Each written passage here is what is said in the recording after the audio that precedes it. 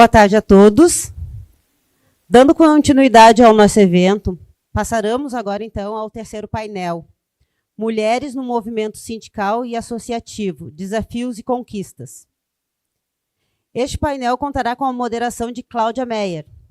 Cláudia é analista tributária da Receita Estadual do Rio Grande do Sul, atualmente está diretora jurídica do AFOSEF, é advogada e militante pelos direitos das pessoas com deficiência.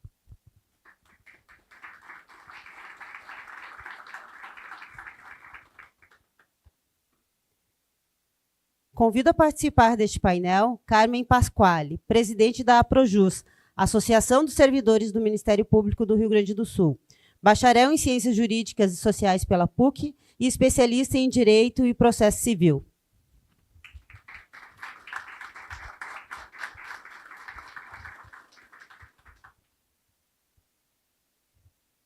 Convido também a senhora Nívia Carpes, doutora em Ciência Política e em Criminologia, mestrado em Antropologia Social e especialista em História e Cultura Afro-Brasileira e em Políticas Sociais, servidora pública policial penal do Estado do Rio Grande do Sul desde 2007, colunista do site Brasil 247 e dirigente sindical do Sindipem.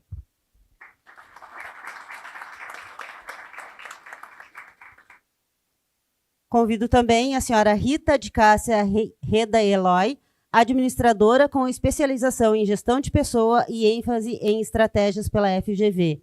Atuou como coordenadora de diversos grupos de trabalho da Prefeitura de Porto Alegre e em projetos de relevância institucional e estratégica.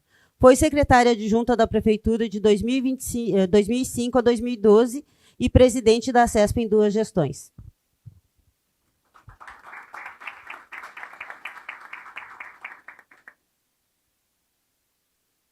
Convido também o senhor Alexandre Luzi, analista tributário da Secretaria da Fazenda e presidente do AFOSEF, Sindicato dos Analistas Tributários do Rio Grande do Sul.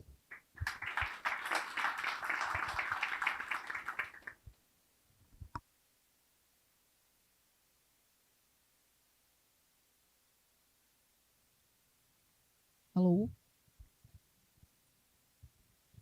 Boa tarde, todas e todos. É uma satisfação enorme estar aqui recebendo esse evento da CONACAT, mais uma vez. Nós que agradecemos, todos têm nos agradecido e nós que agradecemos, né, presidente, por terem nos escolhido para sediar o evento.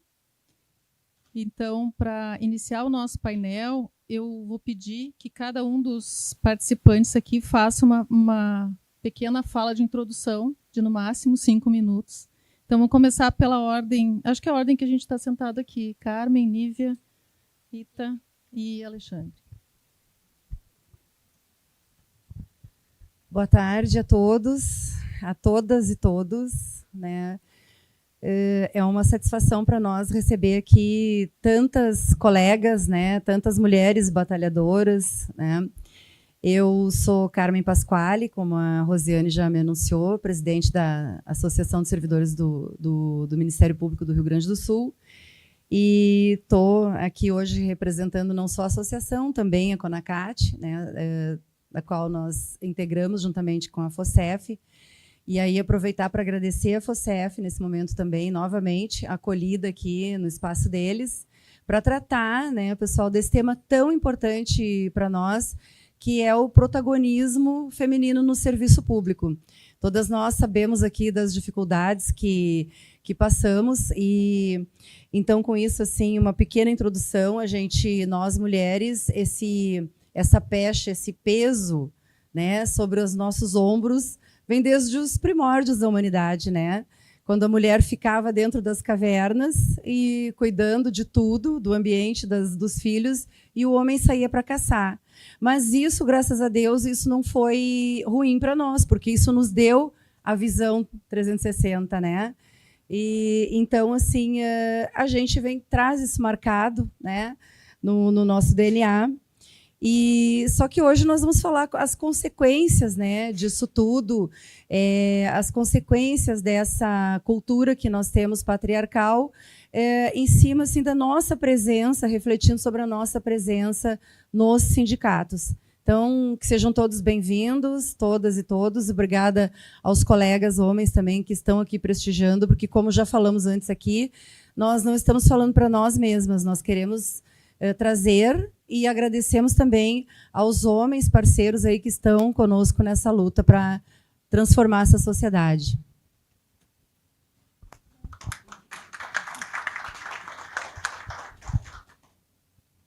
Eu sou Nívia Carpes, sou da diretoria do Sindipem, que é o Sindicato da Polícia Penal. Também me sinto muito honrada em estar aqui com essa mulherada, né, potente, cheia de iniciativa, né? Acho que nós estarmos aqui querendo fazer essa discussão é já um passo bem importante assim que a gente tem dado ao longo do tempo, e é isso que vai consolidar as mudanças, né, na nossa sociedade. Quanto mais presente nós estivermos, né? Agradecer também a presença dos homens, que são nossos parceiros, são indispensáveis, né, nessa luta, porque não é de um grupo isolado, né? A sociedade integralmente precisa se modificar para que seja bom para todos e todas, né? Então, os homens precisam estar junto de nós nessa luta. Eu e os meus colegas, né, a Bia e o Luiz, trabalhamos no sistema prisional. É um espaço majoritariamente masculino, como é previsível, né, o espaço das polícias. E sempre que eu tenho falado a respeito do papel das mulheres, e eu por ser antropóloga também, eu gosto de trazer um pouco dessa questão histórica que até a Carmen comentou aqui, que é nós mulheres e homens precisamos nos apropriar, acho que principalmente as mulheres, né, nessa questão, nos apropriar da nossa história, né? De onde que a gente vem, qual é a lógica da nossa existência, né? E por que fazer isso, né? Porque a gente tem um papel crucial, importantíssimo, que é colocar num outro patamar as nossas características, as nossas qualidades, as nossas potências, né? Porque até hoje, de maneira geral, a nossa vida, a vida das mulheres, ela foi lida pelo poder hegemônico, digamos assim, né? E o que se escreve é muito mais a visão dos homens sobre o mundo do que a nossa leitura sobre a nossa existência, né? Então, o que eu quero falar sobre história, né? Nós tivemos um período, que é o que a Carmen citou aqui, que é o período da subsistência, né? Em que a sociedade se organizava a partir da lógica da subsistência e da permanência, digamos assim, da espécie. Então, era reprodução, alimentação, né? E segurança, digamos assim, da prole ali, e de quem fazia, né? Constituía, digamos assim, a prole. E com o passar do tempo, a tecnologia foi avançando, né? Os homens e mulheres foram dominando melhor o meio e as relações, e as sociedades, digamos assim, foram se organizando de uma maneira mais complexa, né? E é aí que a vida das mulheres, digamos assim, passa a ter uma outra conotação, né? Principalmente a partir da lógica da acumulação. Porque quando os seres humanos, digamos assim, desenvolvem a tecnologia da produção e a gente já pode produzir mais do que a gente necessita para a subsistência, a lógica das relações passa a se modificar a partir, né, dessa nova configuração. Então, as mulheres que tinham um papel fundamental, digamos assim, e que estavam dentro de um sistema que tinham uma lógica de subsistência e de permanência da espécie, elas passam a um outro espaço, né? Que não é somente a subsistência, digamos assim, mas as mulheres, dentro dessa lógica da acumulação e da lógica de propriedade, porque daí também, depois da acumulação, surge a ideia da propriedade, dos cercamentos, né? A mulher, de certa forma, ela foi cercada também, né? Como algo que se deve, ou pela lógica da força, digamos assim, que se pode possuir, né? E daí eu acho que tem um outro fenômeno aí, que é a importância que passou a ter na distribuição, né, social das tarefas, a questão da força física, da força bruta, né? E, então, são elementos que a gente não pode ignorar quando a gente quer entender a nossa própria história, né? Então, assim, a partir da lógica da propriedade, já vou encerrar essa parte, depois eu continuo na próxima pergunta, mas a partir dessa lógica da propriedade, a mulher passou a ter um outro tipo de importância nessa sociedade que foi desenhada por homens e a partir da força bruta, né? Então, depois a gente segue. Obrigada, Nívia, desculpa. Rita? Boa tarde a todos e a todas. Agradeço muito o convite da CONACAT, né, na figura do seu Antônio Carlos, presidente, também da FOSET, também, né, do Alexandre, que está aqui presente na mesa conosco. Acho muito importante, né, trazer esse debate e fico honrada e feliz de estar aqui nesse momento. Acho muito importante a fala da Carmen e também da Nívia, né, e é multidisciplinar, né, eu sou administradora também, mas com especialização em gestão de pessoas, mas muito atuei nesse segmento com psicólogos organizacionais. E a gente sabe, né, vocês falaram essa história que é importante, né, minha mãe, eu tenho muitas lideranças femininas de exemplos, né, modelos, né, eu vou falar muito sobre esse tema que eu gosto tanto da liderança, né, e da liderança feminina, que é o que se propõe hoje o tema, né, do protagonismo feminino. E como a gente já avançou, mas precisa avançar. E esse corte de resgatar todo o passado, né, a minha mãe sempre falava muito, né, povo que não tem memória, não tem história, ela era arquivista além de administradora. É importante, sim, a gente permear todos essa história passada, né, de onde a gente está hoje. Então, eu vou me permitir, já que vocês falaram também, retratando essa questão de toda essa questão da mulher ainda, das lutas e como era a natureza, o encarado, né, em várias comunidades no passado, mas a gente vai trazer um corte também, eu pretendo falar um pouco mais da atualidade ainda, como a gente precisa ainda trabalhar alguns conceitos como a sororidade feminina, né, o apoio de outras mulheres também. Se falou muito do apoio dos homens, eu concordo. A gente não tem que estar nem atrás, nem na frente, mas do lado. É importante os homens também serem nossos companheiros e parceiros nessa luta, trazer esse tema, né? Por isso que eu enalteci os dois presidentes aqui que tiveram essa sensibilidade de trazer esse tema e com muita propriedade, né?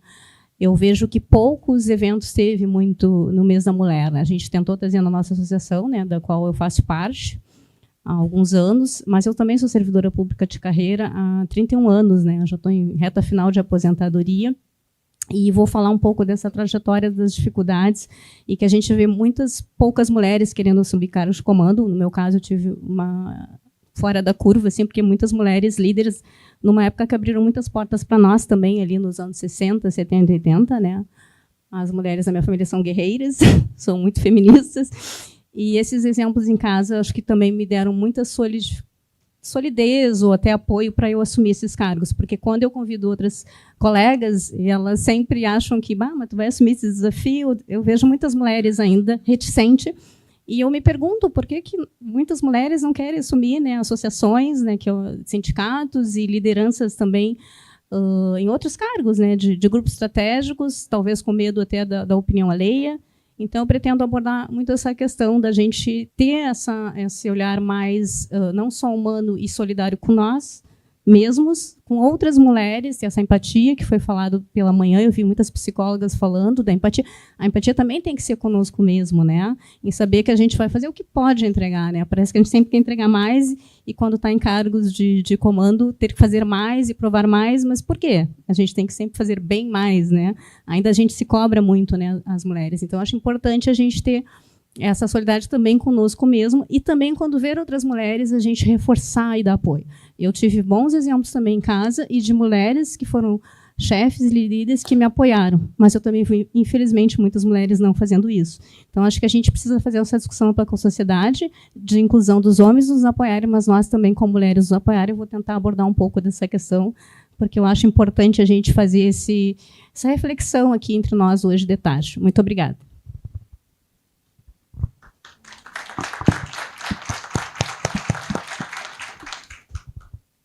Boa tarde a todas e todos.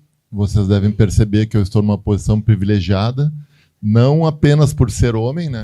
Porque a gente tem, sim, uma visão privilegiada.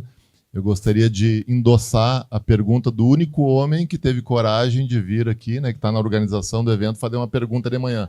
Eu acho que isso é um sintoma. Quando o Carrion vem aqui e é o único que faz uma pergunta, né, e abre o coração, como ele disse, a gente tem que ter essa visão também de entender que nós somos o problema. Tá? Por mais que a gente tenha que ter outras mulheres que ainda não entendem, ou que se submetem, ou que se sujeitam, ou que são, na maior parte das vezes, obrigadas a ter aquela posição, né, por questões econômicas, por questões de sobrevivência, muitas vezes, o que a gente precisa ter um diagnóstico melhor, os homens e as mulheres precisam reforçar esse diagnóstico que a culpa é nossa. A culpa é dos homens. A mulher não inventou o machismo. A sociedade ela não é matriarcal e por isso colocou os homens. Ela é patriarcal, ela é machista e patriarcal. Quem inventou isso não foi a natureza, não foi nada biológico, é uma construção social que vem se perpetuando mesmo no século XXI. Então, os homens terem essa consciência, e a gente sabe no ambiente de trabalho como isso funciona, a gente sabe a dificuldade que as entidades têm em propor esse tipo de evento, e a gente faz um agradecimento também enorme, de coração mesmo, à CONACAT, tá? Porque muitas vezes é aquela história do casa de ferreiro, espeto de pau, né?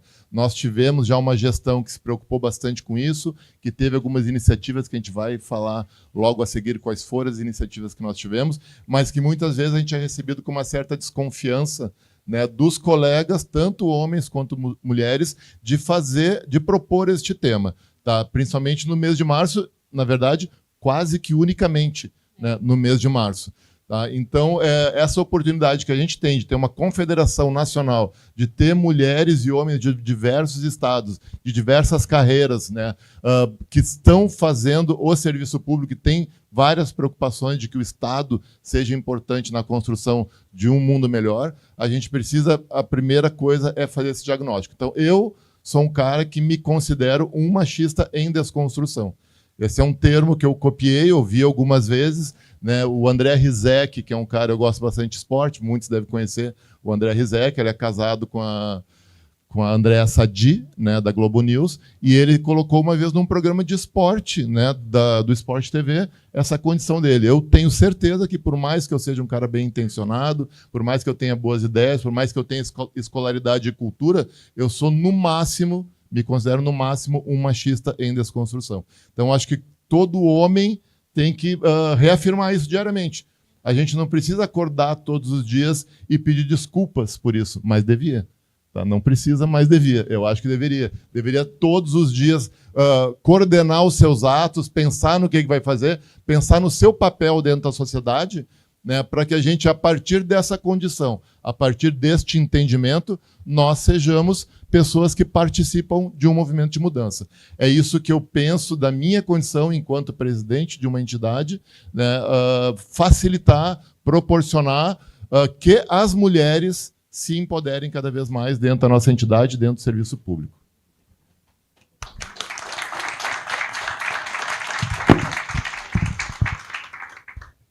Obrigada, então, pelas falas iniciais. Vamos para o nosso roteiro e algumas perguntas, né? Começando, mantendo a ordem.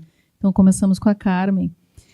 Historicamente, as mulheres enfrentaram, acho que ainda enfrentam, né, barreiras para ocupar espaços de liderança no sindicalismo e nas associações, nas entidades, enfim. Houve uma evolução boa, mas ainda existem muitos desafios, né? Então, eu queria te ouvir sobre os principais obstáculos hoje para que as mulheres tenham mais vez e voz nos movimentos associativos e sindicais. Bom, pessoal, nosso tema aqui hoje, então, é o sindicalismo, né, feminino, como eu estou chamando aqui, um título para mim. Então, partindo do que a Nívia colocou, né, nós não estávamos combinadas, mas é a realidade, né, é o fato. A gente está trabalhando aqui com a realidade histórica que nos trouxe até aqui esse momento e que construiu esse tipo de sociedade que a gente vive e que nós estamos contestando, né, há muito tempo, né, as mulheres, que é essa sociedade patriarcal e que tanto nos oprime, né, e nos impõe o dever de mãe, de esposa, de dona de casa, né, e isso tudo são obstáculos para que nós possamos sair. E primeiro nós tivemos que nos desvencilhar Eu até falo por mim também, experiência própria, dos laços assim autoritários do pai, né? Até para poder ir trabalhar, né? Por incrível que pareça, né? Ainda nos anos de 1900, no final dos anos de 1900, vivemos isso, né? Atravessando do século XX para o século XXI, ainda experimentamos esse reflexo do machismo. E isso, pessoal, reflete no nosso meio sindical também, né? As mulheres estão vindo para o meio sindical, muito embora em pouco número ainda, lutando contra essas forças, mas nós estamos vindo. Então, assim, a presença das mulheres que se acentuou nos meios de produção, tanto nas cidades como no campo, né? O movimento feminista também fez com que se viesse à tona os questionamentos da presença da mulher no sindicalismo. E isso é necessário, porque as mulheres demandam, as mulheres são fontes de demanda, né? Enquanto trabalhadoras, né? Mas, por incrível que pareça, né? E muito embora esse tempo todo transcorrido e a evolução que tivemos até agora, nós ainda sentimos práticas discriminatórias, né? E isso tudo muito é efeito também dos homens que a nossa geração anterior colocou, e nós estamos colocando, e como Luzi bem falou, né, que nós estamos colocando no mundo. Nós mesmas, vou repetir o que nós já comentamos, né, ontem, precisamos rever certos conceitos, né? Deixar de ser machistas, as próprias mulheres deixar de ser machistas. E eu cito aqui, vou comentar com vocês uma conversa com um colega sindicalista, né, do meu meio, que me falou justamente isso. Carminha, vocês nos educaram assim, né? Então nós precisamos desconstruir isso. É difícil para nós, porque nós fomos criados assim, né? Então nós mulheres precisamos rever os nossos conceitos também nesse sentido, né? E as próprias mulheres, pessoal, quando nós vamos assumir, nós enfrentamos questionamentos machistas de parte das nossas próprias colegas, às vezes, assim, olha, tu tem certeza que tu vai assumir esse compromisso, tu vai assumir esse desafio, tu tem filhos? Mas nós vivemos numa sociedade hoje em dia, a minha geração, ela não aceita mais que eu assuma sozinha os compromissos da casa, né? Meu marido divide comigo, por isso que eu posso estar presente nesses desafios hoje, presentes em todos os nossos atos aí, com todas as adversidades que temos na nossa associação, né, com um número reduzido de diretores, eu faço o maior esforço para poder estar dando apoio, participar nas ações políticas de todos os sindicatos, de todas as associações, né? E devo muito isso ao apoio que eu tenho do meu marido, né? Então, nós somos de outra geração, muito embora ele tenha ainda uma influência, mas já está mudando, a gente já vê essa roda girar e já estamos conseguindo mudar um pouco isso, né? Então, os homens dividem igual para igual, né? Então, assim, tem aquela frase que atrás de um grande homem tem uma grande mulher. Não, gente, né? Nós temos que mudar isso aí. Hoje não é mais assim. Nós estamos juntas, nós estamos ao lado, homens e mulheres, né? E quem sabe por trás de uma grande mulher não tem um grande homem, né? Mas não é isso que a gente quer. Nós não estamos aqui disputando autoridade, disputando liderança. Nós estamos disputando igualdade. Nós queremos igualdade, né?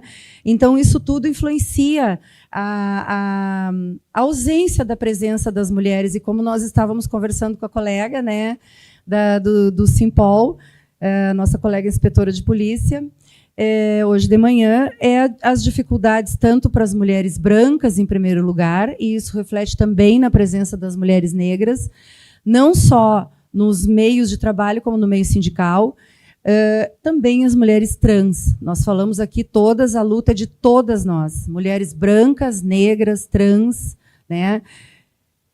E as demais parceiras que estão aí nos diversos campos, trabalhando, lutando para sobreviver e sustentar seus filhos. Então, pessoal,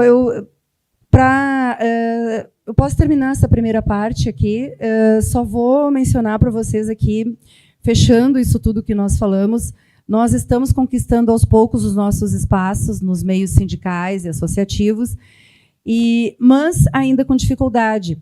Tem uma pesquisa que foi feita no Sindicato do Vestuário de São Paulo e apurou que, mesmo quando as mulheres começaram a fazer parte da diretoria do sindicato, não tiveram acesso a decisões políticas. E isso é uma realidade para nós ainda hoje. Nós sentimos isso. Eu já senti isso. Né?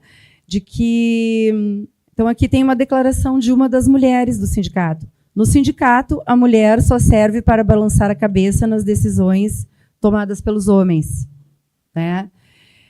Então, a gente ainda vive muito isso e nós estamos aqui, nós vamos tirar daqui, nós vamos sair daqui mais fortalecidas, esse grupo, e que a gente possa levar essa mensagem, o que a gente tirar daqui, nós já estamos tirando algumas conclusões daqui, que eu até vou falar um pouquinho mais adiante, que a gente precisa identificar e trabalhar isso para que a gente possa levar para as outras e se fortalecer, porque, claro, juntas nós somos mais fortes, né?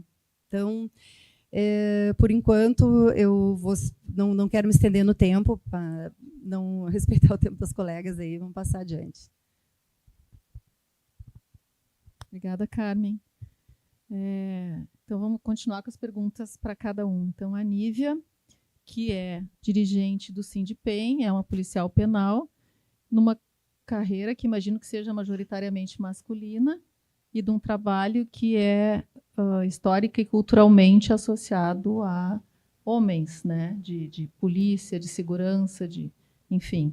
Então, eu imagino que tu já deves ter sofrido ou percebido com outras colegas muito preconceito e como se faz no dia a dia, como é que isso funciona? Bom, eu pensei uma resposta aqui que não se restringe à minha categoria, mas que cada mulher possa também imaginar a sua realidade, né? Eu tinha parado na lógica da força, né? Que os homens, então, acabaram transformando o mundo a partir da acumulação e da propriedade e nessa perspectiva da força, né? O espaço policial, digamos assim, ele, em essência, também a predominância, né, dessa lógica da força, quem se sente mais forte, mais potente, mais viril, né? Então, acha que está melhor encaixado nesse espaço, né? Mas o que acontece em relação a isso, né?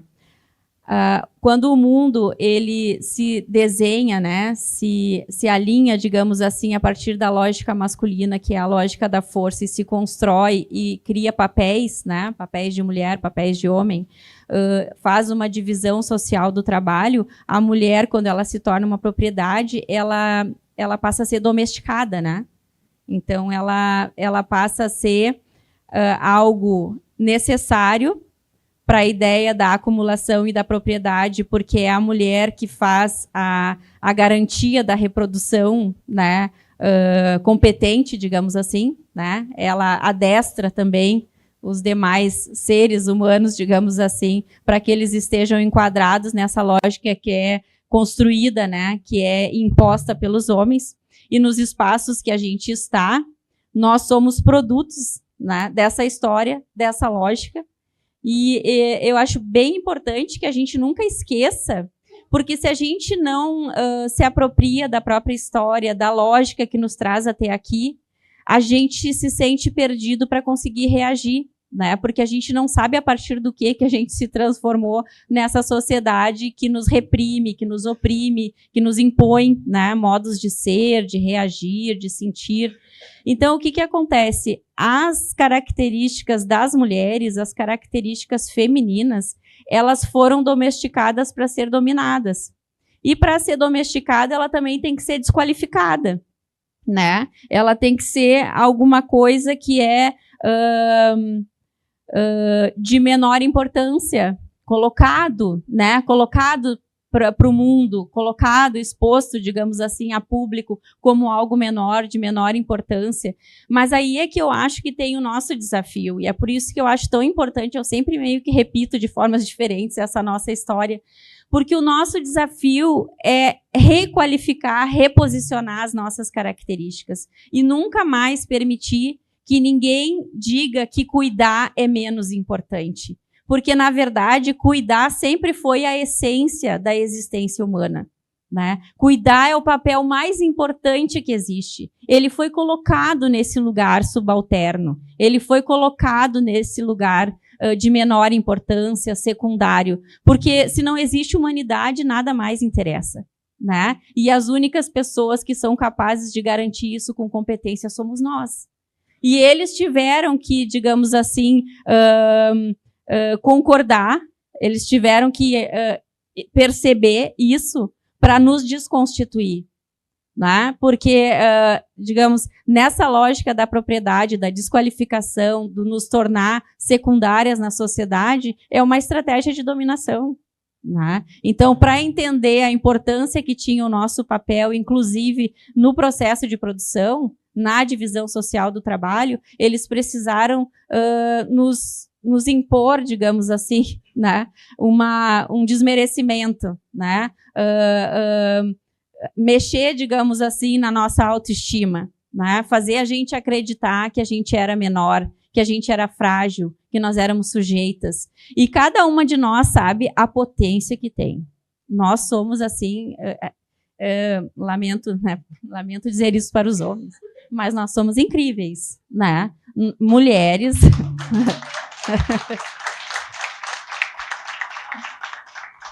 Então, assim, cada uma de nós sabe a potência que é, né? É a mesma coisa a nossa relação com filhos, né? E eu falo tudo isso porque eu sei que cada uma de nós consegue colocar no seu local de trabalho também muito desse drama, desse conflito que a gente vive, se a gente pode ser cuidadora, se a gente pode amar, como que a gente pode se expressar, se pode dizer, se não pode, se a gente é forte igual, mesmo com essas características ou não, né?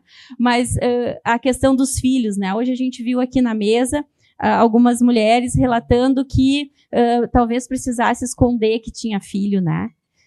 Claro que ter filho, eu sou antropóloga, eu sei que não é uma experiência igual para todo mundo, mas acho que, assim, majoritariamente é uma experiência, assim, sem palavras, né? É um negócio que Deus do céu, como é grande, né? Então, assim, ser mãe, né, é uma coisa muito potente, sabe? E é uma violência que fazem contra nós, nos exigir que a gente esconda essa potência, né? E esse é um lugar que também é difícil de descrever, porque não tem palavra, nem a palavra amor é capaz de definir o que é ser mãe, né?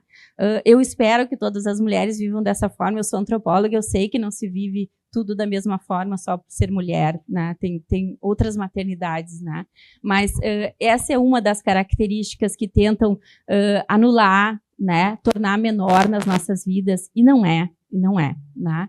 Então, assim, eu acho que tem aí um lugar também de grande importância para nós mulheres, onde quer que nós estejamos, que é sabermos recolocar as nossas características e entender que isso é de uma potência e que precisaram sufocar, matar, apertar, esmagar para que a gente se tornasse menor.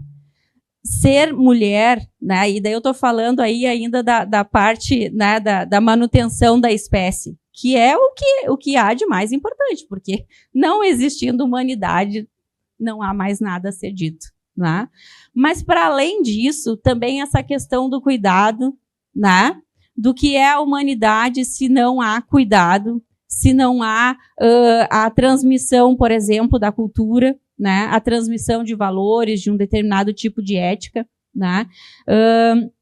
E daí eu estava lendo um livro do Gessé, onde ele vai falar sobre ética, sobre a questão da importância do reconhecimento, né?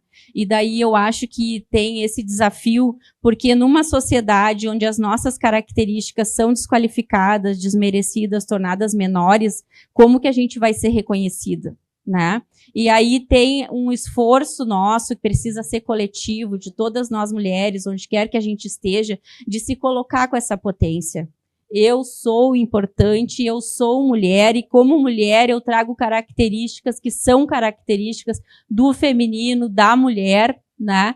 E isso precisa ser respeitado, né? E eu não estou, digamos assim, desconstruindo também a existência do homem, mas eu estou querendo ter um lugar de respeito, um lugar de potência e um lugar onde o que eu sou não precise ser, que daí também, principalmente nós que trabalhamos em espaços, digamos, majoritariamente masculinos, muitas vezes as mulheres entendem que precisam adotar características masculinas. Isso é uma outra violência. Eu não quero ser homem. Eu nunca quis ser homem na minha vida.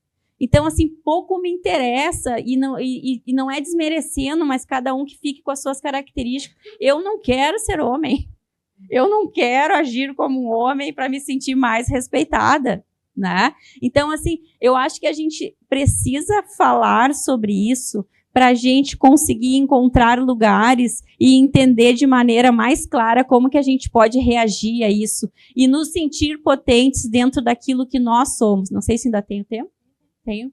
Nos sentir potentes dentro daquilo que nós somos. Aí vem a outra parte que tentaram matar, nós não vamos permitir, que é essa questão do coletivo feminino, né?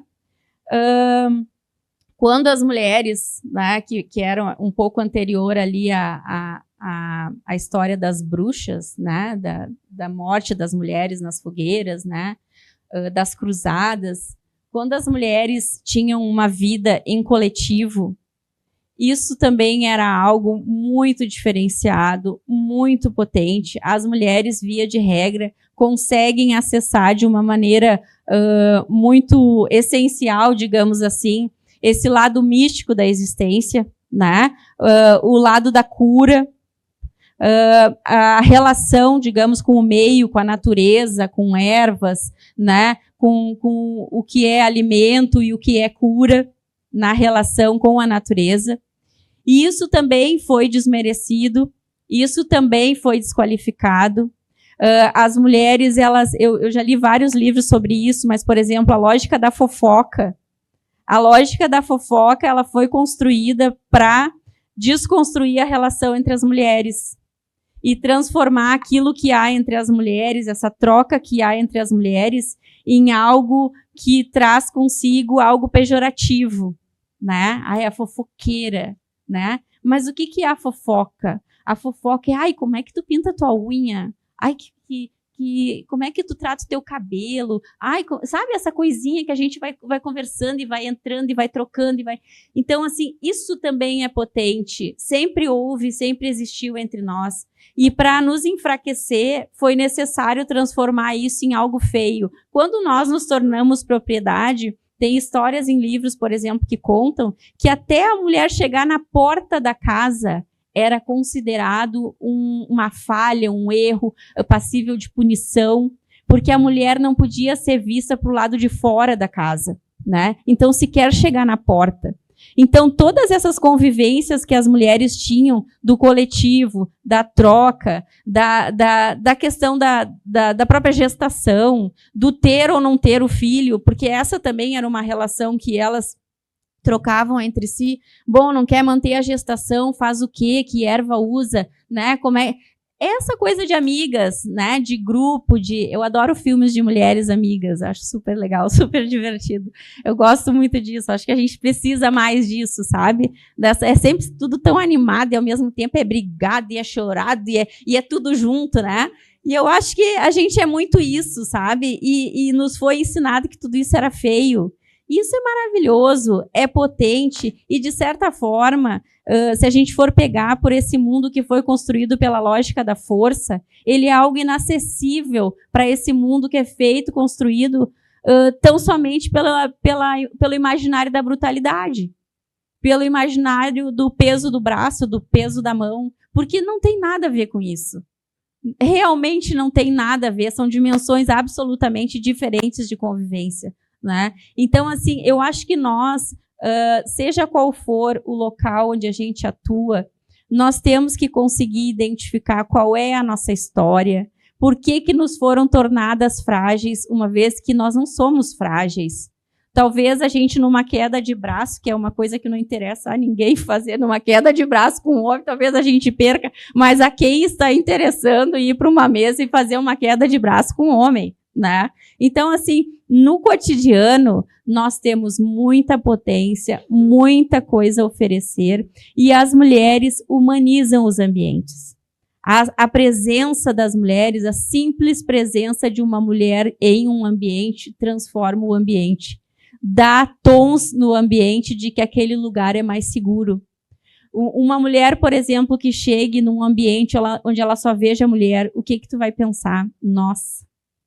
Agora, se tu estiver num lugar que pode ter 100, 200 homens, tu enxergar uma mulher, tu pensa, eu acho que já está mais tranquilo para mim. Né? Então, assim, a mulher humaniza o ambiente. A simples presença da mulher humaniza o ambiente. E nas polícias, é esse o efeito também que nós temos, né? Nós, com a nossa simples e pura presença, nós trazemos outras realidades, uma outra dinâmica para o espaço e nós humanizamos o ambiente. Claro que tudo isso depois a gente pode adentrar muito mais nesses assuntos, né? Mas isso só para tratar, assim, digamos, na parte mais estrutural, assim, do que é a nossa história. Muito bom. Muito bom, Nívia.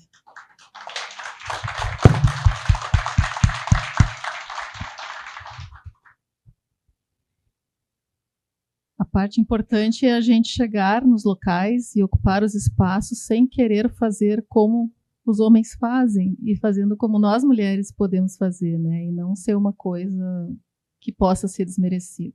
Acho muito importante a fala de vocês, gurias. Vamos para a Rita, então. Tu que tens uma trajetória marcada por cargos estratégicos na administração pública e na liderança associativa, né? Na tua opinião, quais fatores contribuem para a baixa presença feminina nesses espaços? A gente vai e volta e as perguntas são sempre as mesmas. Verdade. Realmente, né, todas essas falas que eu estava bem atento ouvindo, né, da Carmen e da Nívia, né, a gente já tem um roteiro aqui para falar, tem uma cola, mas daqui a pouco vai surgindo outras questões e a gente vai dando uma mudada aqui, porque muita gente é marcada pelas nossas trajetórias pessoais de vida, né? Eu acho bem importante essa tua fala, né, antropológica, assim, né? A gente tem que fazer muito essa visão, esse olhar histórico de novo da nossa sociedade, em que pé está hoje, para onde queremos ir chegar, né? Eu, como tenho essa visão do administrador, de não pensar só no passado é muito importante, mas também ver como estávamos anteriormente, como estamos hoje, para onde queremos chegar, ter uma trilha. E as mulheres, realmente, a gente precisa trazer esses debates, como aqui tem trazido, né? Porque ainda é tão baixo, ainda nós estamos em 2025, e, de novo, eu estava explicando que eu tive uma trajetória diferenciada, no sentido que eu tive muito apoio de mulheres muito fortes da minha família, que lá nos anos 60, 70 já ocupavam espaços que eram muito restritos aos homens, né, que são cargos estratégicos, como foi falado aqui. E muitas vezes eu não me via também assumindo cargos estratégicos quando eu comecei minha trajetória, em 94, na Prefeitura de Porto Alegre, como administradora. E também pensava, não, acho que eu não vou seguir esse caminho que as mulheres da minha família seguiram, vós, tias, mães, né, se incomoda muito, né. Então, eu pensava que não tinha tantas questões assim que me faziam querer ter esses postos, né? E essa reflexão a gente vai com a maturidade, com os convites que vão surgindo, e eu também já tive também essa restrição, que muitas mulheres eu vejo ainda que tem hoje, e hoje eu me vejo num lugar que eu já tive lá atrás, né, há muito tempo também, de não querer ter assumido, e hoje eu faço essa pergunta a mim mesma. A gente tem que olhar não só para dentro, mas para o nosso passado, e ver como estamos hoje, onde podemos chegar, né, e muitas vezes eu também penso em abrir mão, por causa da sobrecarga que foi falada de trabalho, filhos, e outros compromissos, mas ao mesmo tempo eu fico, mas se eu sair desse lugar, não vai ter mais nenhuma mulher nesse lugar aqui, não vai ter uma representação feminina, e nesse sentido também, né, eu quando tive esses outros casos de chefia na prefeitura, eu também tive fora do conselho de administração, era a única mulher, ou só 20% de vagas, como a gente tem poucas vagas ainda em cargos de presidente, né, que eu já fui presidente da associação, voltei a ser vice-presidente, de novo, pensando que tinha que ocupar esse espaço, porque às vezes outras colegas, outras mulheres não quiseram assumir também, e às vezes eu pensava, não, mas aí não vai ter nenhum olhar feminino, e eu concordo muito com essa tua fala, que a mulher, sim, ela muda muito o ambiente, né, no meu ambiente de trabalho também. Hoje é mais equilibrado. Quando eu me formei em administração, a maioria, 70% eram homens também, como tu falaste da profissão. Hoje as mulheres já até estão passando, e em cargos muito da área exata, né, a gente vê ainda muito isso, mas está mudando isso também, e muitas vezes tu vê lugares que tem muita predominância das mulheres, ainda que é nos cargos do magistério, os professores. Ontem teve uma participação nesse sentido na área da saúde. Mas esses outros lugares que não é da área da saúde, não é da área da educação, de novo, é da administração, é da gestão, auditoria, ainda predominantemente nas associações é majoritariamente masculina, né? E eu vi que associações que nunca tiveram uma mulher, né? Na nossa trajetória de associação de 42 anos, só tiveram 3 mulheres, né? Agora eu. E muitas não querem mais assumir. Eu estou sempre me perguntando também nessa questão que a gente tem que pesquisar sobre isso e por que isso. E vem essa sobrecarga das mulheres se sentirem cobradas e criticadas o tempo inteiro. Eu acredito que isso também pese muito na decisão. E aí eu tomei como base muito o que a minha mãe falava. Tu vai ser criticada, mas não dá bola para isso. Então, às vezes a gente tem que superar nós mesmos esses preconceitos que a gente foi criado, como tu falaste, né, a Carmen também falou. A gente também pode ter machismos aqui, que a gente acreditou naquelas falas, como tu falou, toda essa história, e fica no nosso inconsciente, né? Eu vou entrar no campo da psicologia, né? O inconsciente, né? Que a gente tem muitos preconceitos ainda dentro que a gente tem que trabalhar, né? Como se falou, machismo e desconstrução, mas também a própria mulher também tem que desconstruir algumas questões que ela acredita e que não é verdade, né? Então, a mulher não só ela tem competências, como tu bem destacaste, né, Nívia, de que pode mudar o ambiente, isso é bom, que bom, às vezes é muito sensível, mas que bom que seja. Ela percebe o que outros não estão percebendo, que bom que sim. Mas ela também pode ser assertiva, ela também pode ser firme. E isso não tem que ser visto como uma crítica. Não que ela vá agir como homem. Ela é a mulher, mas ela age como ela quiser também, claro, dentro de uma lógica de a gente ser educado, ter empatia, ouvir o outro, de saber ouvir, porque hoje é uma dificuldade, né? Se fala muito da comunicação não agressiva, não violenta, né? A gente, infelizmente, em algumas associações, estamos regredindo nisso aí. A gente está em 2025 e ainda tem que trazer esse tema de como a gente está tratando colegas, não só chefes subordinados, mas como a gente está pouco sabendo ouvir colegas. Às vezes, uma escuta que a gente ouve pode salvar uma vida, né? Se falou muito da saúde mental agora de manhã. De novo, eu tenho amigas e lido muito bem, gosto de trocar ideias com psicólogas, pessoas de outras formações que não são a minha também, para pensar essa reflexão. E a gente não discute isso nas nossas organizações. E, às vezes, uma fala agressiva pode gerar um agravamento de uma doença mental, assim como a fala abusiva. E as mulheres tendem, aí sim é uma tendência, de terem mais ainda, acho que essa questão, como tu falaste, talvez como mãe, como filha, ainda a gente vê quando na família alguém adoece, é raro ainda homens cuidarem das mães, sempre ainda esse papel é muito tido como a mulher que tem que ser responsável ali, a chefe de cuidar da mãe, do pai doente, do filho. Então acaba ela tendo que usar muito esse lado dela, e muitas vezes ela também deixa de assumir porque está com essas outras atividades fora, que é a sobrecarga que a gente falou aqui, né? Tripla, quarta, quinta jornada, né? Acho que a gente já está na quinta jornada. Então, eu acredito que, realmente, para a gente mudar isso e ter mais cargos estratégicos, a gente precisa de uma estrutura melhor nas organizações, nos cargos, nas associações, que seja um espaço que, quando a mulher tem uma questão de cuidar, eu estou nessa faixa etária, né, de 50 a mais, como se diz, e a gente vê muitas mulheres na minha associação muito envolvidas com essa questão familiares, né? Então, eu não posso assumir, eu não posso ir porque eu tenho que cuidar da minha mãe, ou de um parente, ou alguém na família. E aí a gente acaba não dando esse espaço para a mulher que está envolvida com essa questões fora do local de trabalho, como se falou da maternidade. Se conquistou agora alguns espaços, as mulheres, que bom. Os homens também estão tendo licença para... Os homens dessas gerações estão assumindo mais as atividades, que bom. Mas ainda sempre a maior responsabilidade cabe a nós, né, de cuidar de familiares, dependendo da faixa etária. Então, acredito que muitas mulheres, às vezes, não assumam esses cargos ainda por essa não estrutura de apoio. E também uma coisa que me preocupa, que eu ocupei vários locais de alta cúpula, assim, eu era a única mulher de 20, 30 homens.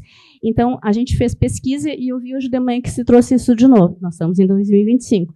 A gente fazia esses estudos na administração, para ver questões da saúde da mulher, climatério e sobre chefias, né? Agora não tem mais essas questões.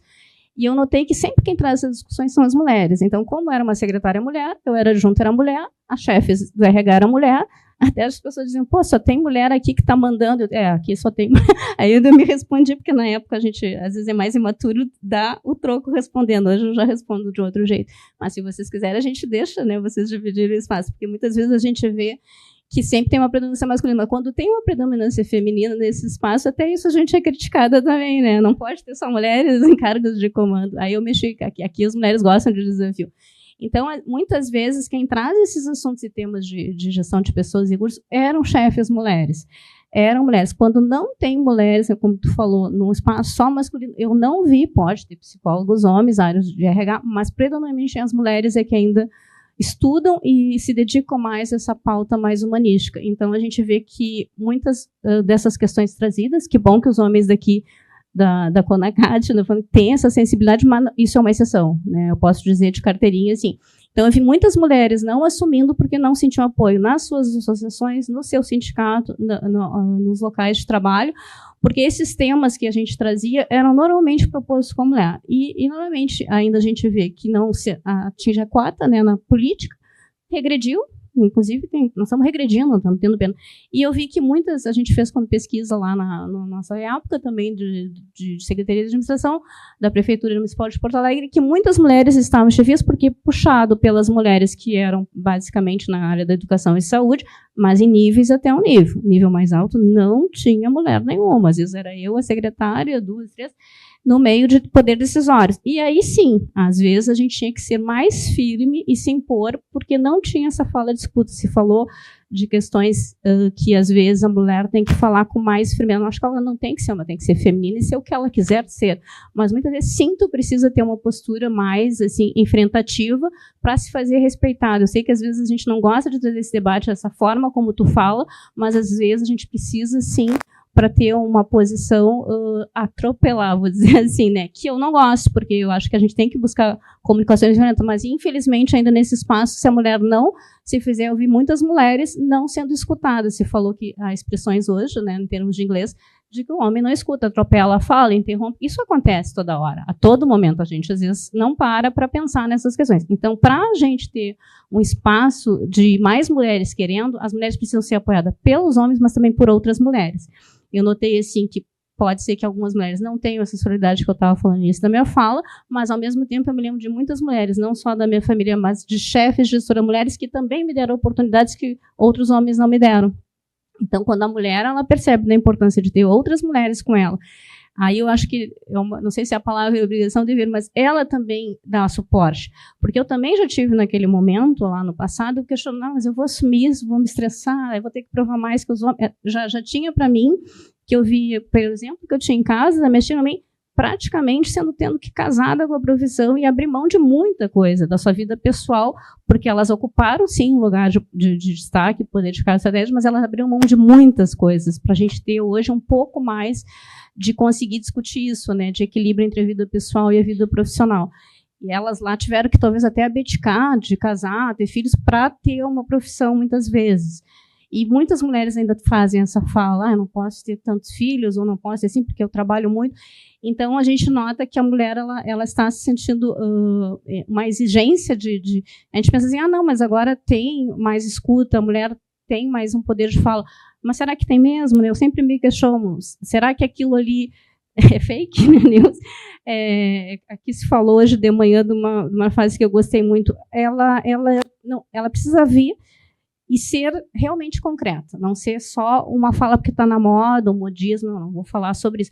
Às vezes está muito mais nas falas, assim, eu não sou machista, mas será que não é mesmo? Tem que se pensar muito na forma como tu atua, na tua atitude, né? A gente falou em competências, né? Hoje, um gestor, um líder, se fala muito, eu dei muitas questões, já dei palestras sobre liderança, mas não se fala da liderança feminina, das diferenças, das competências, assim, e ver como qualidades da mulher, as coisas que são criticadas, da sensibilidade feminina, é uma coisa que bom, talvez, né, que a gente ouve muito falar, o seu sentido, por que isso é ruim? Isso pode tu perceber num ambiente que precisa ser feita uma ação que outros não estão percebendo. Então, de novo, né, a gente também não só se empoderar, não ter resiliência, eu acho que isso é uma coisa que a gente precisa ter muita, e abrir porta para outras mulheres. A gente, como tu falaste ali, eu gostei, né? Amigas de outras mulheres, não vê isso como pejorativo. A gente tem que ser mais amigas de si mesmo, nós, conosco mesmo, precisa de menos, mas com nossas, quando tivermos encargos, eu convido muitas mulheres a assumirem, mas eu ouço muito essa crítica que elas não se sentem, às vezes, em condição de assumir, porque elas estão com outras funções ainda, então essa sobrecarga existe muito forte na sociedade. E, então, a gente pensa que isso mudou, mas ainda mudou muito timidamente, ao meu ver. E, infelizmente, eu vi, e estou acompanhando, está aumentando muito o grau de feminicídios, o grau de violência contra a mulher. Então, eu me pergunto onde é que a gente deu errado, né? Porque se está aumentando, e a gente está dizendo que a mulher está mais valorizada e escutada, por que está aumentando os números que nos dizem o contrário disso, né? Então, se existe essa fala que foi feita do machismo estrutural, a gente tem que começar a pensar por que está aumentando o feminicídio, por que está diminuindo mulheres em cargos que os partidos políticos não conseguem botar, ou colocam pessoas que não vão lá fazer uma fala de defesa assim, da política do Brasil. O Brasil, qualquer país do mundo, só vai mudar se as mulheres tiverem um pé de igualdade. Se falou em equidade, pé de igualdade. Então, vi que a gente está nos números bem abaixo aqui, né, com várias questões, e estamos decaindo. Isso é muito preocupante. Então, acredito que a gente tenha que apoiar outras mulheres, mas também repensar nas práticas do dia a dia, para a gente também fugir dos discursos que, infelizmente, a gente pensa que melhorou, mas tem coisas que ainda não. Era isso. Obrigada.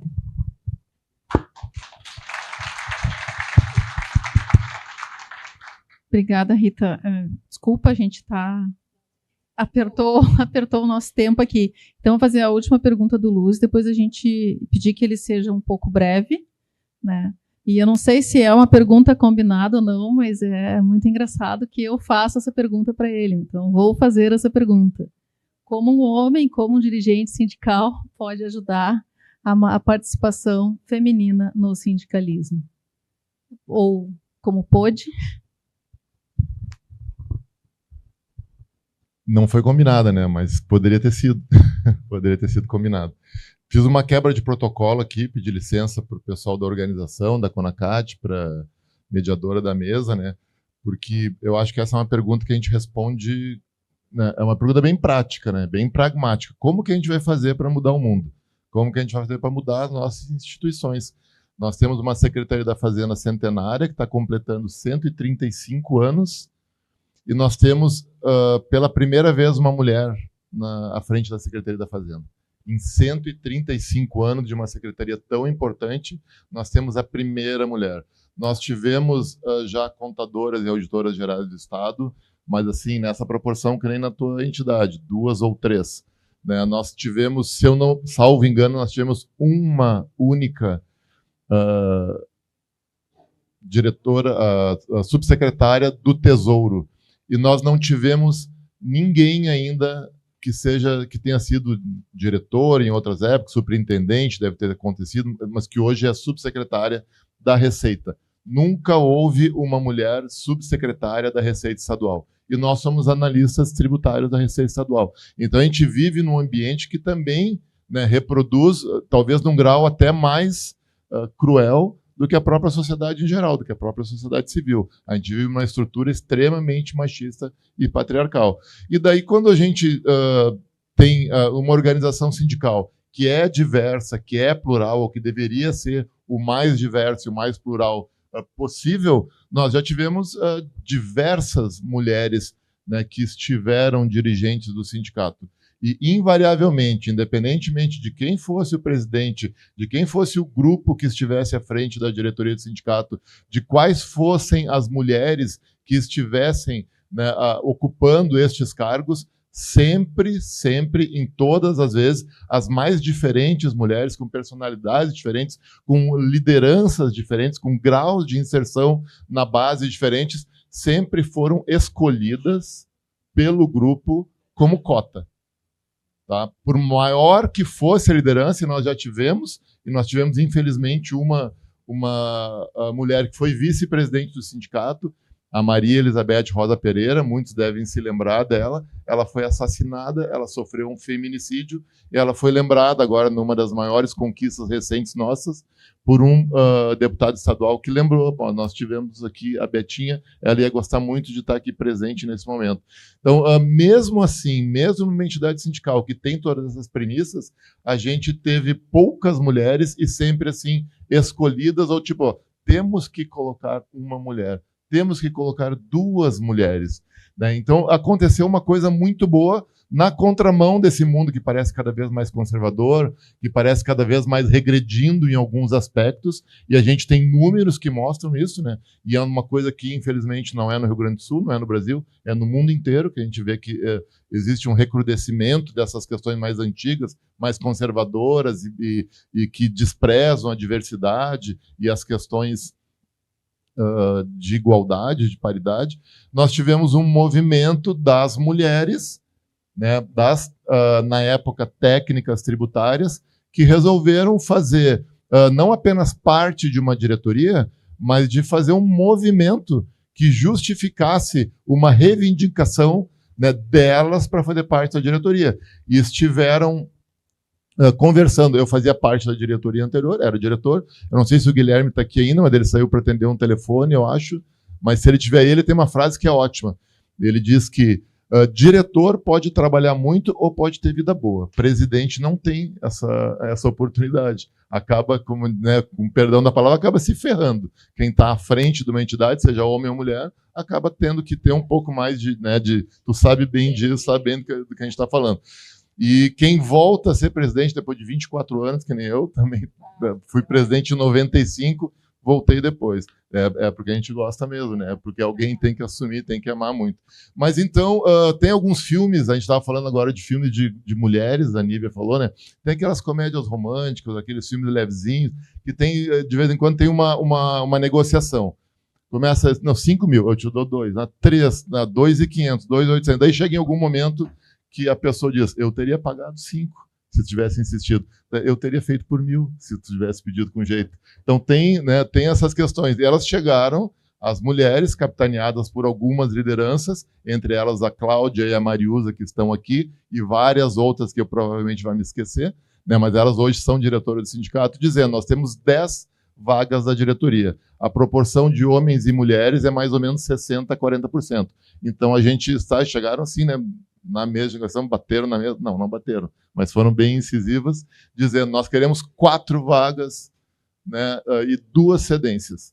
Daí nós, ok, elas devem ter se arrependido, deveríamos ter pedido 5, né, ou 6, quem sabe.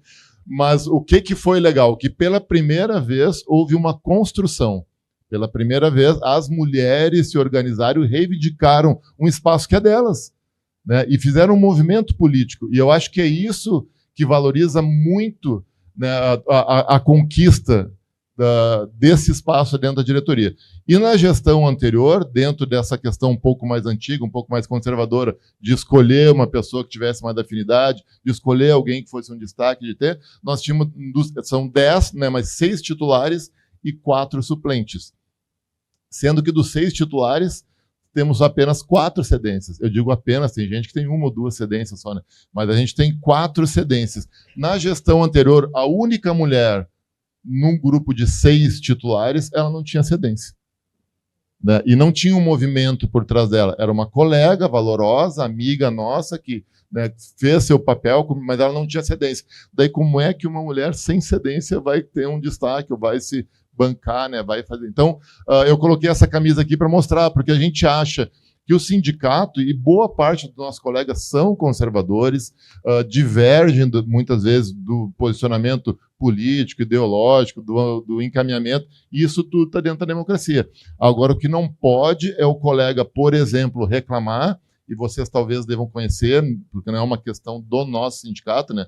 Ali tem vários cartazes do nosso maior evento, que é quase anual, né? Que é o nosso Cefaz Debate. E tem 2 de reforma tributária, se eu não me engano. Eu enxergo daqui 2. E nós tivemos um posicionamento, imaginando que nós assumimos antes da eleição do último governo. Então, a gente imaginava que a reforma tributária estava madura para acontecer numa eventual né, no eventual governo do Lula, por exemplo, sendo bem claro, e sem nenhuma questão partidária ou ideológica. Mas tinha um momento para isso acontecer. E nós começamos a nos posicionar através do nosso Cefaz Debate, através das nossas campanhas e através da parceria que a gente fez. E quem tiver oportunidade, ouça a entrevista que o Dão Real, atual presidente do Sindifisco Nacional, deu ontem na Rádio Gaúcha e hoje, eu acho que na CBN, falando sobre a questão do imposto de renda, que é uma questão que não é nossa, né, é um imposto federal, é dos auditores, dos analistas federais, é o governo federal que está fazendo, mas eu acho importante, né, citar esse fato, que é um fato atual, que é uma questão que vai mexer na vida de muitos de nós, né, que estamos nessa faixa salarial ali de classe média, mas a nossa maneira de atuar desta gestão em questões que possam parecer que não são questões do sindicato, e por que eu estou fazendo toda essa introdução? Para dizer que o IJF, que é o Instituto de Justiça Fiscal, da qual o Dão foi um dos presidentes e que atua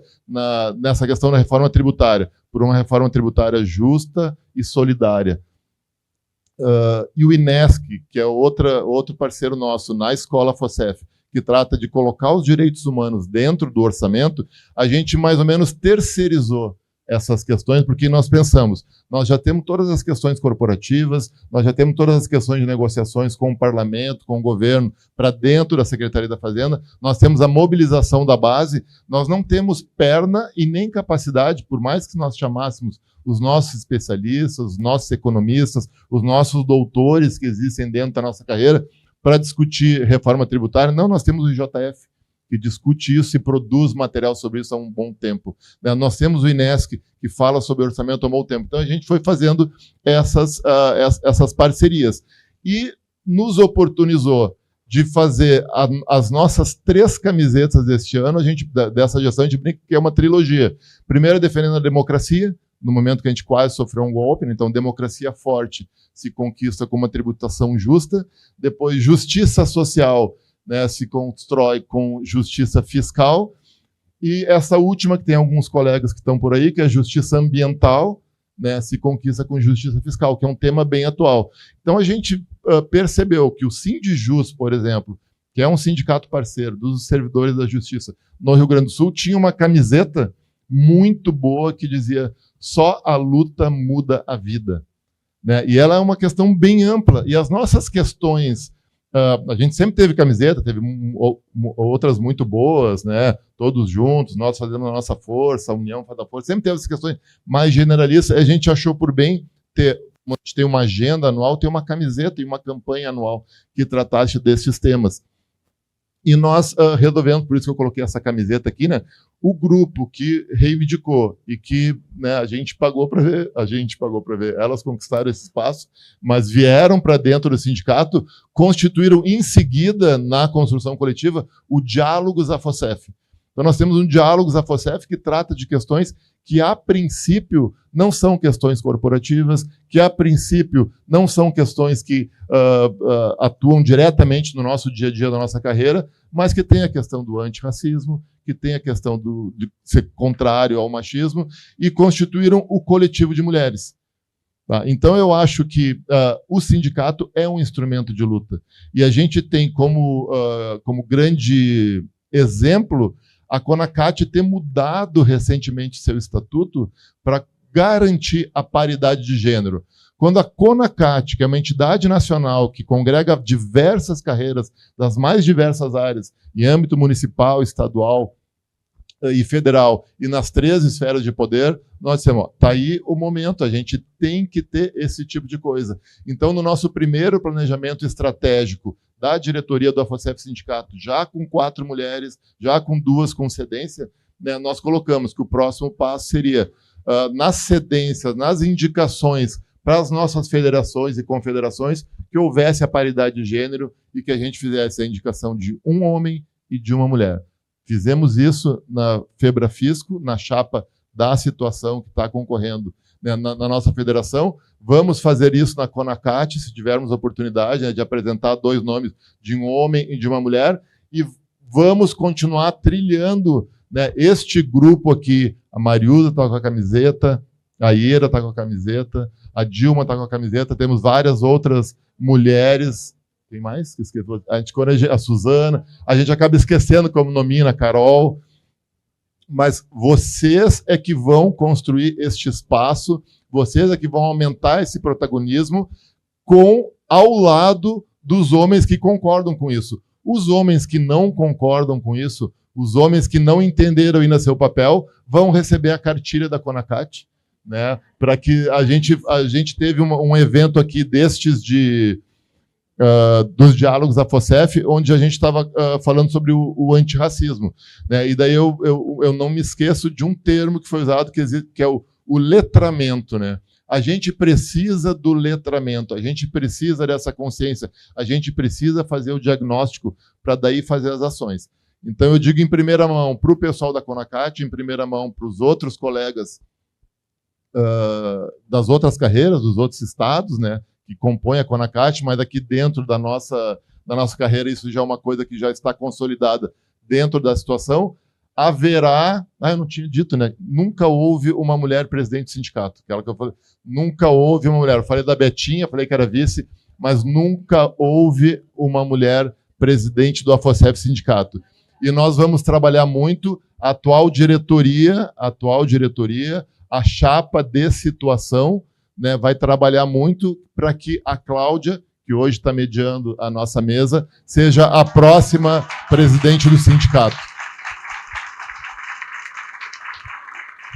Então, a Cláudia, já existe um consenso, já existe uma maioria formada, a campanha dela já está na rua, mesmo a gente ainda não estando em época de campanha, mas quem é atento, quem sabe, quem acompanha os movimentos do AFOCEF Sindicato, quem conversa com a diretoria, quem está por dentro e vem ao sindicato e que compartilha das nossas lutas e das nossas crenças, sabe que essa é a melhor escolha por aquela também por ser o momento certo de ter uma mulher à frente do sindicato, mas não apenas por isso.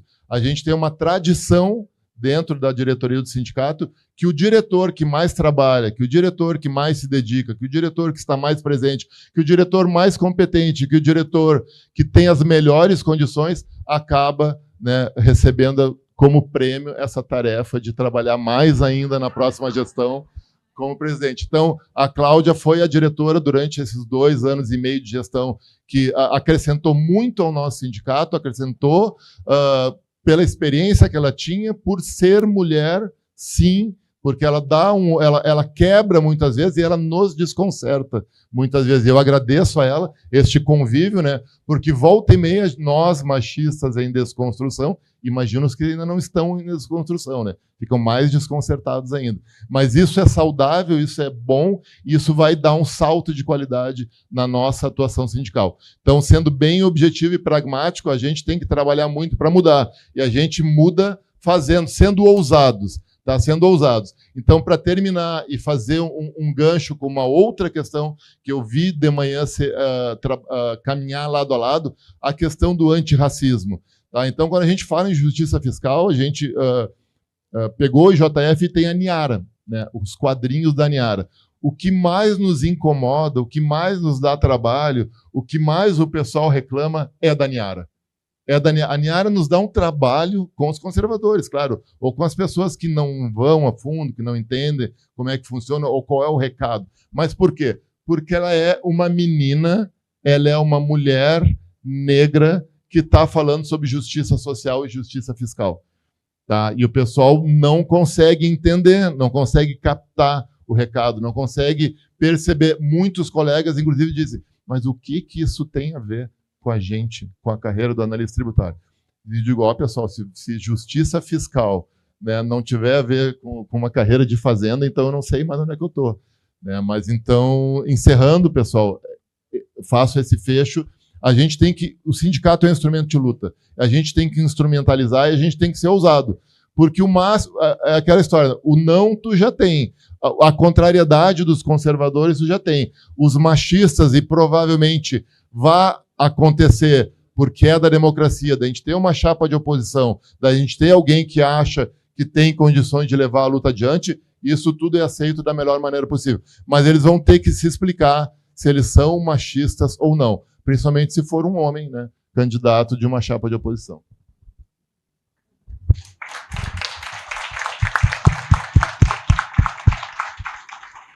Eu não sei se nessa fala dele eu devo agradecer ou xingar, mas, de qualquer forma, é importante a gente ter parceria, né? Nós sozinhas não conseguimos e nós, falando para nós, também não vamos conseguir. Então, realmente é importante que os homens estejam aqui, que os homens sejam parceiros e que reconheçam quando a gente também está na nossa vez de colocar a nossa maneira de fazer.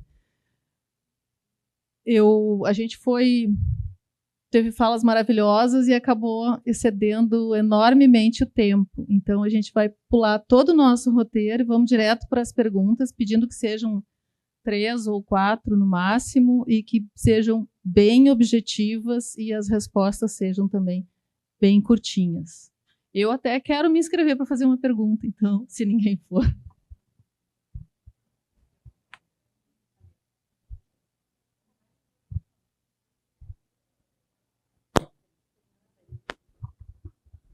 Boa tarde. Eu sou Sandra, sou do Sindicato de Servidores de Meio Ambiente de Minas Gerais, Sindicema, né? E quando estavam falando sobre sindicalismo e expectativa de participação das mulheres, eu me lembrei que, durante uma época, né, o próprio sindicalismo era objeto de inúmeras falas preconceituosas, né? Muita gente, talvez os mais novos não, mas os mais velhinhos, né, como eu, imaginam que houve um tempo que se dizia que sindicalismo, ou que o trabalhador sindicalizado, que se envolvia com coisas do sindicato, que participava de eventos ou de diretoria, era tido como vagabundo, né, o trabalhador vagabundo. Né? É sempre a coisa que o capital coloca para poder tirar a participação dos trabalhadores. No nosso sindicato, nós temos uma gestão atualmente, né, presidida pelo Wallace, mas a gestão que nos antecedeu, melhor que o seu, já foi presidida por uma mulher, que durante os 3 anos, né, esteve lá atuando. E atualmente nós temos uma representação feminina consistente. Nós somos 6 mulheres diretoras de diferentes áreas e são 8 homens, né, em diferentes áreas também. Mas o que destaca essa gestão é que todos os diretores, como se diz, não querem deixar de ser diretores, estão atuantes, participam, são ativos, né? E isso é muito difícil no nosso sindicato, pelo menos o histórico das gestões anteriores, é que geralmente o presidente tinha que praticamente tocar sozinho, porque parte da diretoria abandonava o barco. Isso até agora não tem acontecido no nosso sindicato. Mas a minha pergunta para vocês, né, é porque essa questão do machismo e da pouca participação das mulheres, da efetiva participação das mulheres, quais seriam os processos, né, que a gente poderia colocar para os sindicatos para tentar vencer esse machismo estrutural, esse machismo que impera também no meio sindical? Essa que era a minha pergunta.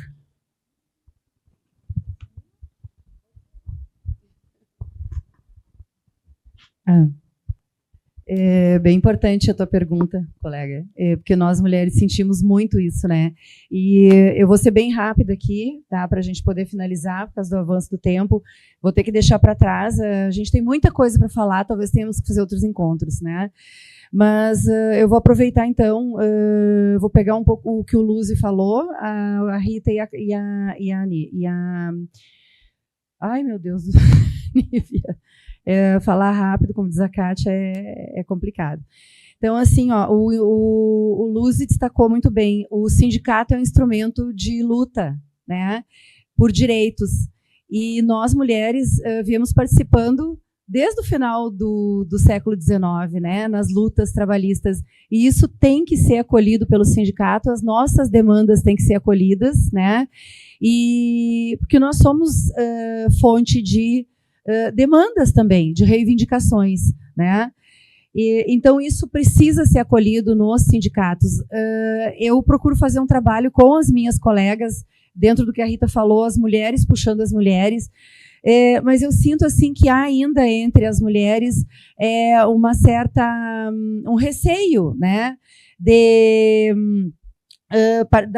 vir participar da luta, justamente pelos mecanismos que nos prendem ainda, esses mecanismos ligados a essa sociedade patriarcal opressora. A mulher tem outros compromissos que foi incutido na cabeça dela e que a gente ainda não tem apoio, nós estamos indo aos poucos, né? O apoio do homem que tem que estar lado a lado nisso, eu insisto. E daqui eu tirei dos discursos de hoje de manhã das nossas palestrantes de saúde mental, e os nossos aqui também, que já estava nos nossos, que já está nas nossas conclusões, né? O que leva a não ter a participação maior da mulher? São esses mecanismos. Primeiro, muito compromisso em cima da mulher, depositado em cima da mulher, né? A falta ainda dessa transformação que a gente está buscando, de que o homem venha lado a lado conosco, assumindo também esses compromissos, que não são só nossos. Nós parimos os filhos, mas os homens têm obrigação igual, assim como nós estamos buscando a igualdade, os homens também têm obrigação igual de assumir também essas tarefas. Dentro do que a Rita falou do feminicídio, isso talvez tenha aumentado muito em resposta à nossa luta. Isso é uma reação à nossa luta das mulheres que está aparecendo mais. E dentro, lembramos a Margarida Alves, que originou aí a luta das Margaridas, a primeira sindicalista nos anos de 1980, que foi morta, né, em razão da sua luta. E dentro do que a Nívia falou, que eu venho falando sempre, a questão de que nós, mesmo com todas as adversidades que temos ainda hoje, filhos, família e tudo mais, que é o fator que mais nos impede, né, de estar participando, que mesmo com tudo isso nós estamos aqui, a gente supera e nós vamos superar, gurias. E aí deixar um último recado para vocês, desculpem assim apressar, né? Mas assim, nós não estamos aqui buscando gentilezas, né? Nós queremos o devido respeito que a gente merece e o nosso espaço. É isso aí.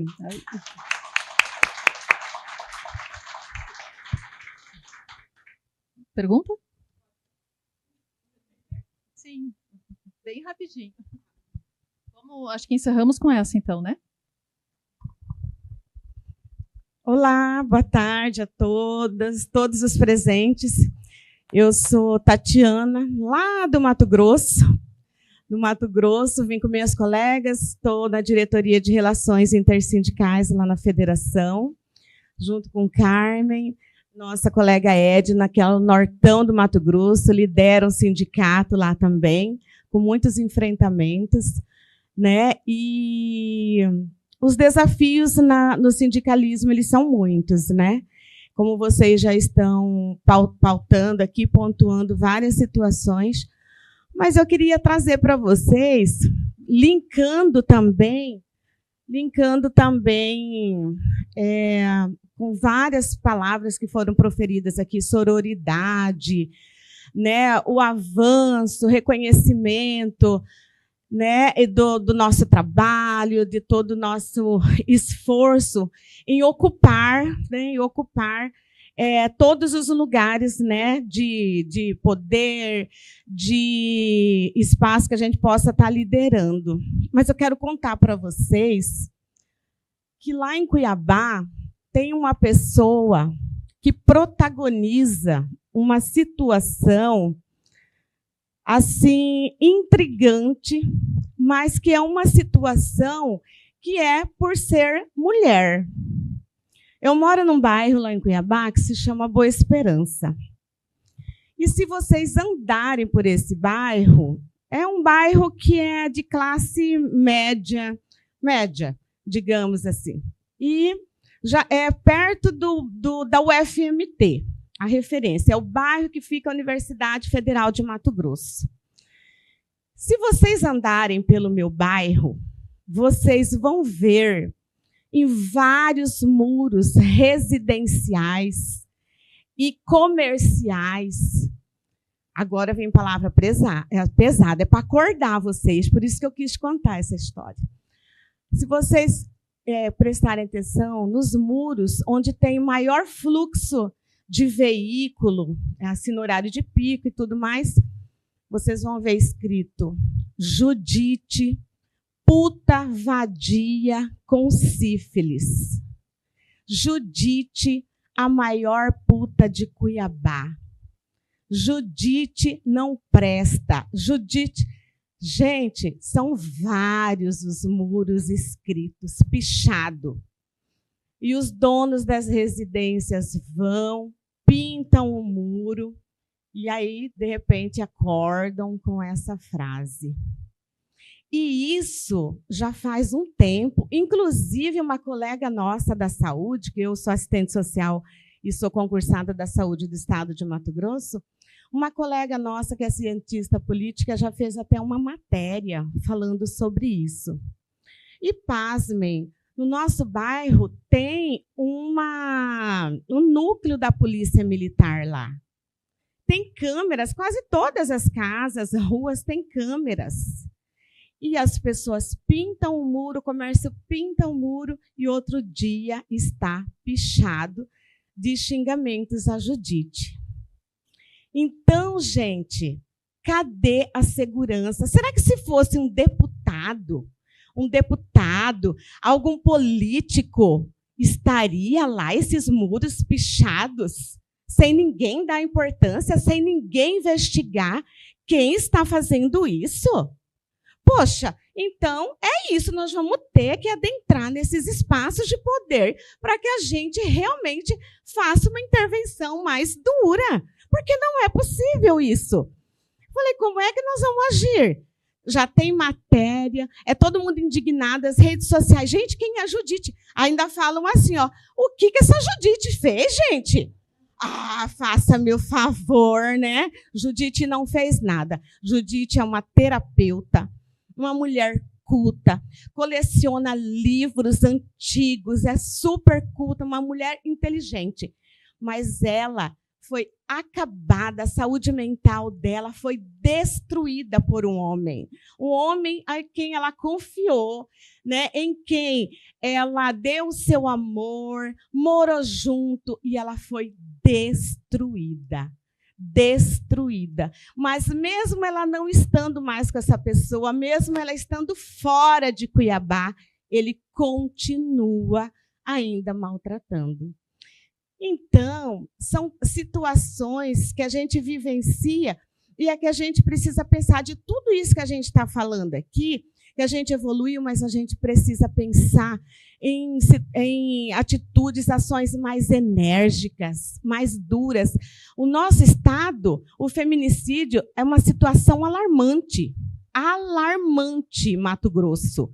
É todo dia. Hoje já teve uma que estava em Rondonópolis, estava com o botão do pânico, ela apertou o botão do pânico, não deu tempo, o cara foi, matou ela e suicidou.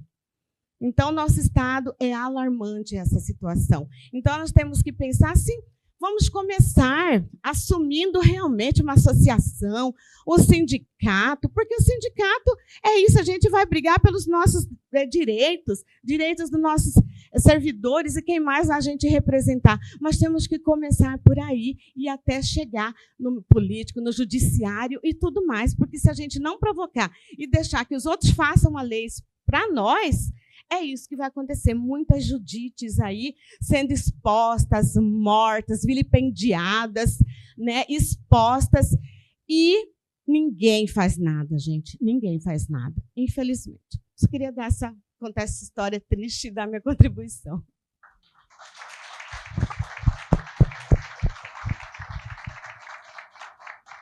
Muito obrigada. Nós agora definitivamente estouramos completamente o tempo. Eu vou agradecer, eu acho que foi, né, a pergunta vinha sendo respondida, continuará sendo respondida e nós continuaremos nos fazendo. É importante esse relato. Mas, então, agradeço a participação de todas e todos vocês, né? Foi muito bom nosso painel, mas a gente passou do horário. Então, obrigado, pessoal que está assistindo presencialmente, que está assistindo remoto. A CONACAT agradece a presença de todos. Muito obrigada.